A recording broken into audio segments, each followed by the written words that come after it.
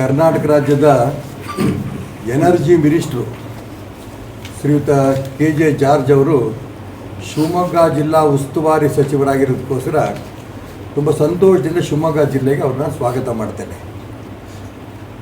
ಅವರು ಒಂದು ವಿಶೇಷವಾದ ಸಭೆಯನ್ನು ತುರ್ತಾಗಿ ಕರಿಬೇಕು. ಏನು ಇಷ್ಟೊತ್ತು ತನಕ ನಮ್ಮ ಶ್ರೀಪತಿಯವರು ಪ್ರೊಫೆಸರ್ ಶ್ರೀಪತಿಯವರು ಹೇಳಿದ್ರು, ಇದನ್ನು ಚರ್ಚೆ ಮಾಡೋದಕ್ಕೋಸ್ಕರ ಕರಿಬೇಕು. ಅವರು ಎಲ್ಲ ಶಿವಮೊಗ್ಗ ಜಿಲ್ಲೆಯ ಸಾಧು ಸಂತರು ಈ ಪ್ರಾಜೆಕ್ಟನ್ನು ವಿರೋಧ ಮಾಡ್ತಾ ಇದ್ದಾರೆ. ಎಲ್ಲ ಪರಿಸರವಾದಿಗಳು ಈ ಪ್ರಾಜೆಕ್ಟನ್ನು ವಿರೋಧ ಮಾಡ್ತಾ ಇದ್ದಾರೆ.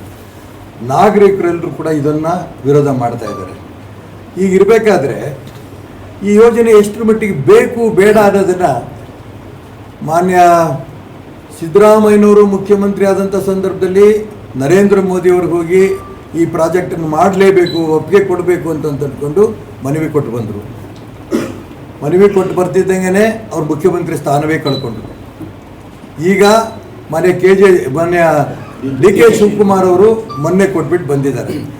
ಅವ್ರು ಮುಖ್ಯಮಂತ್ರಿ ಸ್ಥಾನ ಕಳ್ಕೊಳೋಕ್ಕಿಂತ ಮುಂಚೆ ನಾನು ಶ್ರೀಯುತ KJ ಜಾರ್ಜ್ ಹೇಳೋಕ್ಕೆ ಇಷ್ಟಪಡ್ತೇನೆ, ನೀವು ಶಿವಮೊಗ್ಗದಕ್ಕೆ ಬಂದು ಶಿವಮೊಗ್ಗದಲ್ಲಾದರೂ ಕೂಡ ಈ ಪರಿಸರವನ್ನು ಉಳಿಸಬೇಕು ಅಂತ ಅಪೇಕ್ಷೆ ಪಟ್ಟಂಥ ಎಲ್ಲ ಸಂಘ ಸಂಸ್ಥೆಗಳನ್ನ ಇರ್ಬೋದು, ಸಾಧು ಸಂತರಿರ್ಬೋದು, ಪರಿಸರವಾದಿಗಳಿರ್ಬೋದು, ಇವ್ರದ್ದು ಒಂದು ಸಭೆ ಕರೀರಿ. ಇಲ್ಲ ಶಿವಮೊಗ್ಗಕ್ಕೆ ಬರೋಕ್ಕೆ ನಿಮಗೆ ಪುರ್ಸತ್ತಿಲ್ಲ ಅನ್ನೋದಾದರೆ ಬೆಂಗಳೂರು ಕರೀರಿ, ನಾವು ಬೆಂಗಳೂರಿಗೆ ಬರ್ತೀವಿ.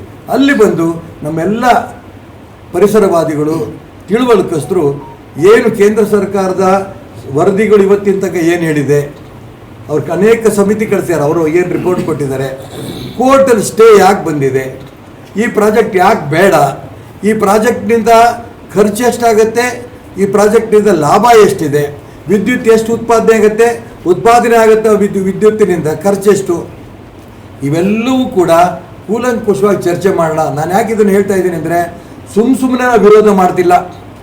125 ಬಸ್ಸಲ್ಲಿ ಸುಮಾರು 6,500 ಜನ ಸಾಗರ KPC ಬರಬೇಕಾದ್ರೆ ನಾವೇನು ತಲೆ ಕೆಟ್ಟು ಬಂದಿಲ್ಲ. ಜನರಿಗೆ ತೊಂದರೆ ಆಗ್ತಾ ಇದೆ, ಇದೊಂದೇ ಕಾರಣಕ್ಕೆ ನಮ್ಮ ಭಾವನೆಯಿಂದ ಇಲ್ಲಿ ಬಂದಿದ್ದೇವೆ. ಇಲ್ಲಿ ಅಧಿಕಾರಿಗಳ ಹತ್ರ ನಾವು ಚರ್ಚೆ ಮಾಡೋಕ್ಕೆ ಇಷ್ಟಪಡಲ್ಲ. ಏಕೆಂದರೆ ರಾಜ್ಯ ಸರ್ಕಾರ ಅವರಿಗೆ ಚರ್ಚೆ ಮಾಡೋಕ್ಕೆ ಅನುಮತಿ ಕೂಡ ಕೊಟ್ಟಿಲ್ಲ. ಹಾಗಾಗಿ ಸಾಮಾನ್ಯ ಜನರ ಅಭಿಪ್ರಾಯ ಏನಿದೆ, ಸಂಘ ಸಂಸ್ಥೆಗಳ ಅಭಿಪ್ರಾಯ ಏನಿದೆ, ಸಾಧು ಸಂತರ ಅಭಿಪ್ರಾಯ ಏನಿದೆ, ಪರಿಸರವಾದಿಗಳ ಅಭಿಪ್ರಾಯ ಏನಿದೆ, ಇದನ್ನು ಒಂದು ಮನವಿ ಮುಖಾಂತರ ರಾಜ್ಯ ಸರ್ಕಾರಕ್ಕೆ ಕಳಿಸ್ತಾ ಇದ್ದೀವಿ. ಇದನ್ನು ಗಮನಿಸಲಿ ಅವರು, ಇದನ್ನು ನೋಡಿಬಿಟ್ಟು ಅವರು ಸಭೆ ಕರಿಬೇಕು. ಇಲ್ಲ ಅಂತಂದರೆ ಹೋರಾಟ ಬಿಟ್ಟು ಬೇರೆ ದಾರಿನೇ ಇಲ್ಲ. ನಮಗೆ ಜಾರ್ಜ್ ಅವರು ಶಿವಮೊಗ್ಗಕ್ಕೆ ಬಂದು ಈ ಸಬ್ಜೆಕ್ಟನ್ನು ಚರ್ಚೆ ಮಾಡಿಕೊಂಡು ಅದಾದ ನಂತರ ಚರ್ಚೆಗಳು ಕೇಂದ್ರ ಸರ್ಕಾರಕ್ಕೆ ಏನು ರೆಕಮೆಂಡ್ ಮಾಡ್ತಾರೋ ಮಾಡಲಿ. ಅದನ್ನು ಬಿಟ್ಟು ಸರ್ವಾಧಿಕಾರಿ ರೂಪದಲ್ಲಿ ಇದನ್ನು ತಂದೇ ಇರ್ತಾರೆ ತರವೇನಕ್ಕೆ.